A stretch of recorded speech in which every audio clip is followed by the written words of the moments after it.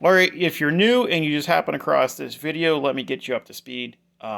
This is about a switch that I made for the Medusa Mirror that I just recently finished. The issue with it was the power supply was not strong enough. So I sent it out as temporary, and it really needs like 5 amp will hopefully cover it. There's the 5 amp. It came in off of Amazon. But the problem was that this guy with the switch right here, 3 amp was the best I could do. And I had built the machine around having a switch on the line. And so since the anything higher than a 3 amp did not have a switch on it, this is what I came up with.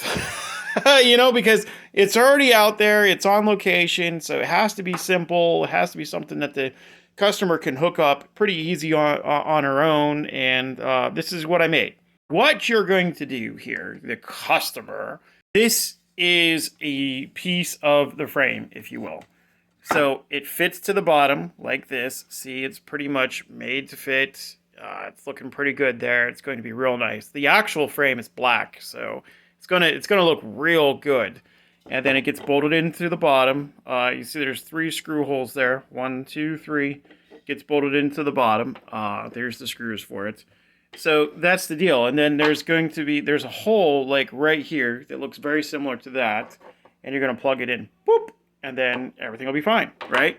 So how do we install this? How do we install it? First thing that you want to do is go ahead and plug it into the frame like so, right?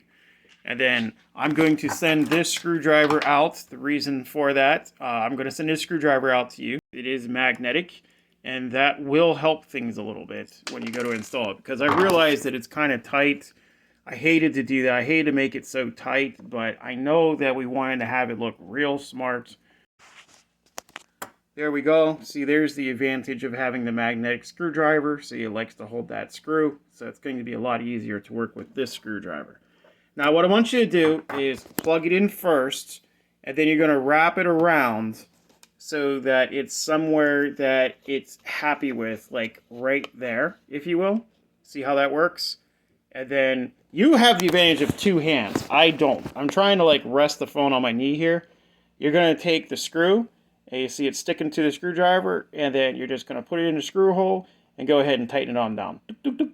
That'll be 1, 2, and 3. Let's go ahead and move this wire down just a hair. We're going to do that right now so that you don't have that problem later. There we go. And see, now, whoops. There we go. Now we can fit that screw in there too, see? All right. So, plug it in first. Then wrap it around like so. And then put your screws in. 1, 2, 3. And now it's attached and it's good to go. I suppose you probably want to make sure that it looks straight and whatnot when you do that too. But this is a softwood, this is pine, so these screws will go in really easy. It won't be too much trouble. I tried to make this as easy as possible. Then once it's mounted, then you're going to take your power cord, which is coming from that guy right there, of course, and plug it in. And that's it for your install. And see, then you press the button. Yeah, no, I'm just messing with you. But anyways, you press the button and it comes on. When you're finished, you press it again and no more light. Pretty easy and simple. Now, I'm also going to send this heat gun with you, this temperature taker thing, right? Here we go. This is an extra. See, there's the one that I normally use. So I would like to have this back, but if it gets lost or flushed down the toilet or something, then it's not that big of a deal.